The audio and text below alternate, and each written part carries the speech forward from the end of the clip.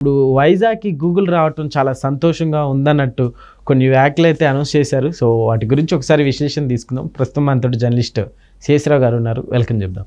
Hello sir. Hello sir, ఇప్పుడు ఈ comments అసలు ఎలా చూడొచ్చు? ఇప్పుడు వైజాగ్లో గూగుల్ ఏఐ డేటా సెంటర్ రావడం అనేది చాలా టఫ్, అంత ఈజీగా రాదు. దీని మీద లోకేష్ గారు దాదాపుగా ఒక టాస్క్ లాగా పెట్టుకొని 12 నెలలు టాస్క్ పెట్టుకున్నారు. ఈ 12 నెలల్లో గూగుల్ ఏఐ డేటా సెంటర్ని తీసుకురావాలి అని చెప్పేసి. Yes sir. కానీ 13వ నెల సక్సెస్ అయ్యారు. ఆ సక్సెస్ కావడం వెనుక చాలా కృషి ఉందండి. Yes sir. అయితే దాన్ని రకరకాలుగా విమర్శిస్తున్నటువంటి వాళ్ళు ఉన్నారు. Yes sir. వాళ్ళకి అమెరికా నుంచి సుందర్ పిచ్చయ్యే సమాధానం చెప్పారు. ఆయన వైజాగ్లో ఈ గూగుల్ ఏఐ డేటా సెంటర్ పెట్టడం అనేది ఒక ప్రాంతాన్ని కంప్లీట్గా మార్చేసేటువంటి ఒక టాస్క్, అది ఒక ప్రాంతం కంప్లీట్గా మారిపోతున్నది అని చెప్పి చెబుతున్నారు. చెప్తూ ఆయన ఒకప్పుడు ట్రైన్లో వెళ్ళేటప్పుడు వైజాగ్ని చూస్తే ఆ వైజాగ్ అందాలు ఇవన్నీ గుర్తొచ్చాయి నాకు. ఆ వైజాగ్ అందాలు అవన్నీ కూడా నాకు గుర్తొస్తున్నాయి. ట్రైన్లో పోయేటప్పుడు నేను దూరం నుంచి చూసేవాడిని వైజాగ్ని. అలాంటి వైజాగ్లో నేను అమెరికా తర్వాత వైజాగ్ని ఎంచుకోవటం గూగుల్ ఏఐ డేటా సెంటర్కి నేను చాలా సంతోషపడుతున్నానని చెప్పేసి ఆయన ఒక ఇంటర్వ్యూలో చెప్పడం జరిగింది. ఆ పక్కనే గూగుల్కి సంబంధించినటువంటి మార్కెటింగ్ ఆయన మార్క్ బెనియాఫ్ ఆయన కూడా ఉన్నాడు. ఆయన మార్కెట్ సిఇఓ, గూగుల్కి మార్కెట్ సిఇఓ. ఆయనతోటి ఆయన ఈయన సుందర్ పిచ్చయ్య ఇద్దరు ఉన్నటువంటి ఒక ఇంటర్వ్యూ అది. ఆ ఇంటర్వ్యూలో చెప్పారు, మీరు వైజాగ్ని ఎందుకు ఎంచుకున్నారు అని చెప్పి అడిగితే అక్కడ మోడరేటరు వైజాగ్ని ఎందుకు ఎంచుకోవడానికి గల కారణాలని సుందర్ పిచ్చయ్య చెప్పారు. వైజాగ్ అనేది ఒక బ్యూటిఫుల్ ప్లేసు. నేను అక్కడ ఉన్నప్పుడు ట్రైన్లో వెళ్తుంటే దూరం నుంచి చూసేవాడిని. అలాంటి అందమైనటువంటి ప్లేస్లో నేను అమెరికా తర్వాత వైజాగ్లో నేను గూగుల్ ఏఐ డేటా సెంటర్ని పెడుతున్నానని చెప్పి గర్వంగా ఫీల్ అవుతున్నాను నేను. అలాంటి ప్లేస్లో నాకు అవకాశం రావడం అనేది కూడా నేను అదృష్టంగా ఫీల్ అవుతున్నాను. ప్లస్ సౌత్ ఇండియాలో అది రావడం అనేది ఇంకా కూడా గ్రేట్నెస్ అని చెప్పి ఆయన మాట్లాడారు. ఓకే. ఎందుకు, ఆయన తమిళనాడు సుందర్ పిచ్చయ్. సో సౌత్ ఇండియాలో గూగుల్ ఏఐ డేటా సెంటర్ రావటం, అది కూడా వైజాగ్లో రావటం, తనకి అందంగా కనిపించేటువంటి వైజాగ్లో రావటం కొత్త ఫీల్ వస్తుంది అని చెప్పి ఆయన అన్నారు.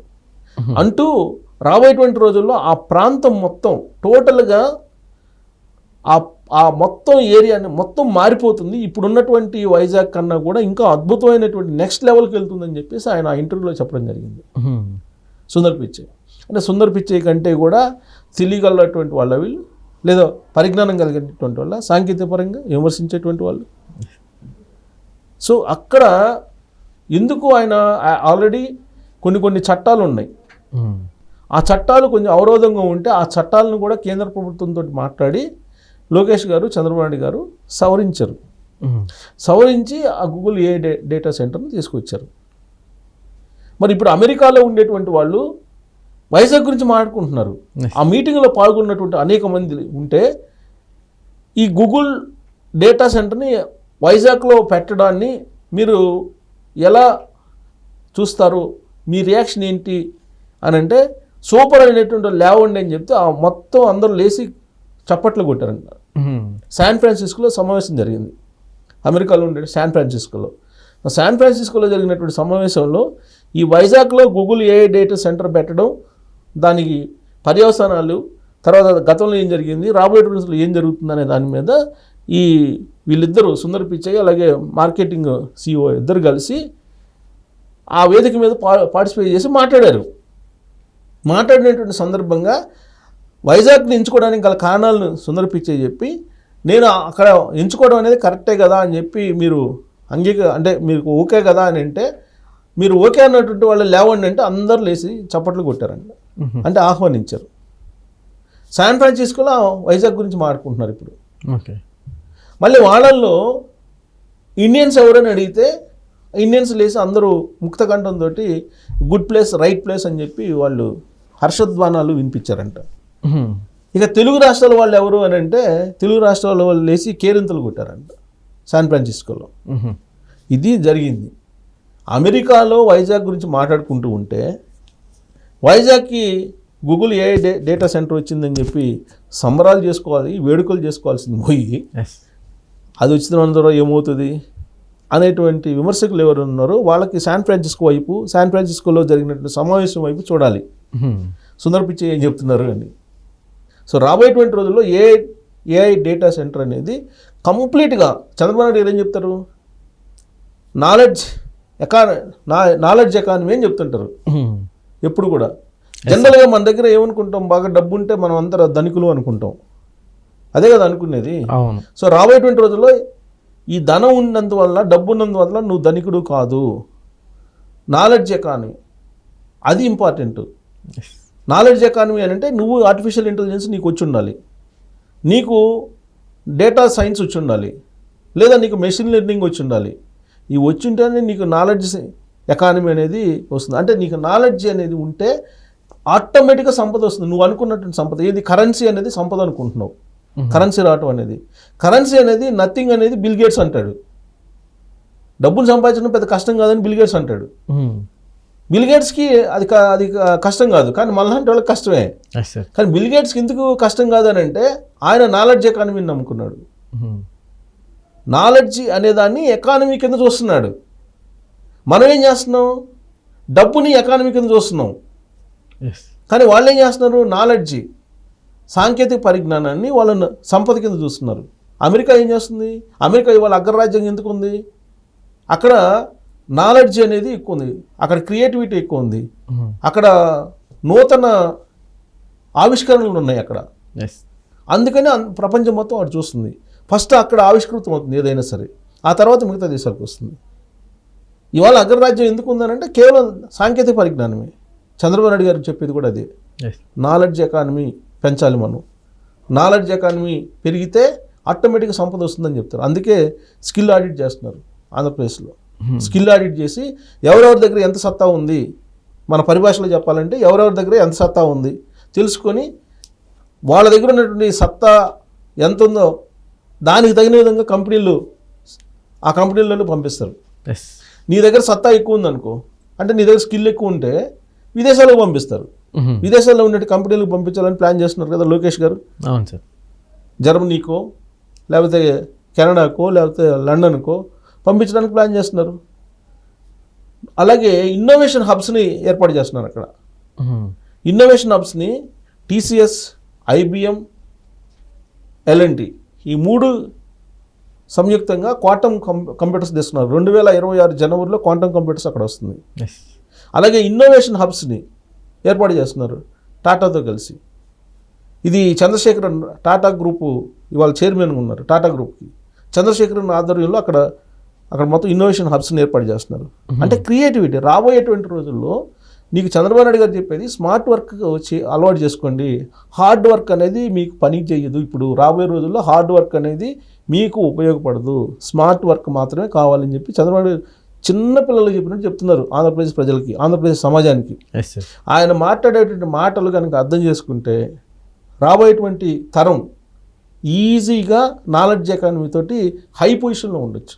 2047 విజన్ 2047 ఆ రోజుకి వరల్డ్లోనే నెంబర్ 1 ఆంధ్రప్రదేశ్ ఉంటుంది. ఆయన చెప్పింది కనుక యాజ్ ఇట్ ఈజ్గా వింటే అక్కడ సమాజం వినకుండా ఈయనేదో చెప్తుంటాడులే అని చెప్పి అనుకుంటే మాత్రం నాలెడ్జ్ ఎకానమీ నాలెడ్జ్ ఎకానమీ ఉంటుంది. ఇక్కడ ఫిష్ మార్కెట్లు, మటన్ మార్కెట్లు మటన్ మార్కెట్లు ఉంటాయి.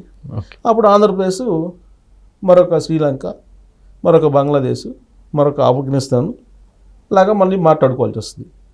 సో మరి అక్కడ ఉన్నటువంటి సమాజం దాన్ని గొప్పగా చూస్తుందా, అర్థం చేసుకుంటుందా, మళ్ళీ 2029లో మళ్ళీ చంద్రబాబు నాయుడు గారిని గెలిపిస్తుందా, లేదా 2019 మాదిరిగా కింద పడేస్తుందా అనేది వాళ్ళ ఇష్టం. అది చెప్పాల్సిన బాధ్యత మన మీద ఉంది కాబట్టి మనం చెప్తున్నాం. స్మార్ట్గా పనిచేయండి, ఎకానమీ నాలెడ్జ్ నమ్ముకోండి మీరు అని చెప్తున్నారు చంద్రబాబు నాయుడు గారు.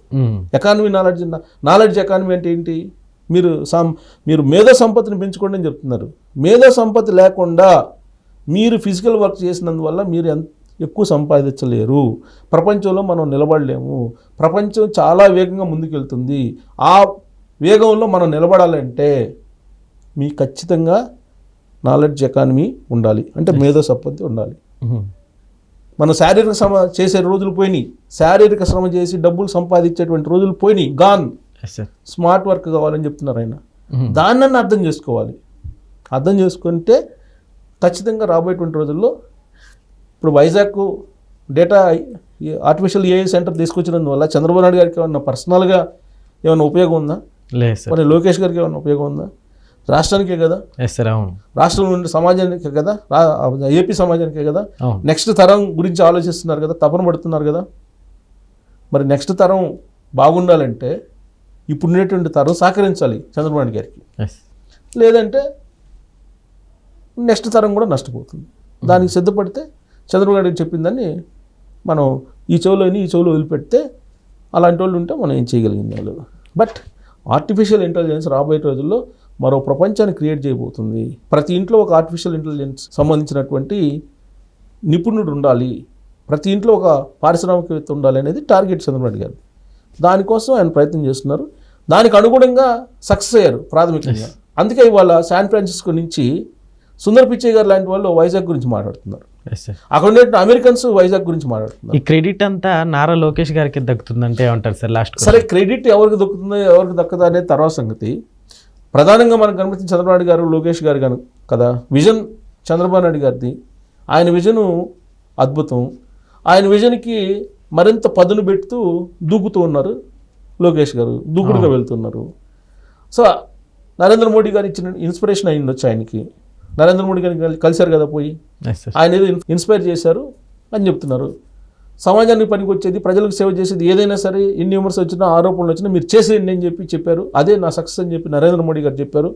అది నాకు బాగా రింగ్ అవుతుందని చెప్పారు కదా లోకేష్ గారు. బహుశా అది ఇన్స్పైర్ అయి ఉంటారు నరేంద్ర మోడీ గారి నుంచి. ఆ కోణంలో నుంచి లోకేష్ గారు వెళ్తూ ఉండొచ్చు. సరే, వాళ్ళు ఎవరు చేశారో ఎవరు క్రెడిట్ అనేది పక్కన పెడితే ఆంధ్రప్రదేశ్కి మాత్రం మంచి జరుగుతుందని చెప్పి మాత్రం చెప్పచ్చు. Okay sir, thank you.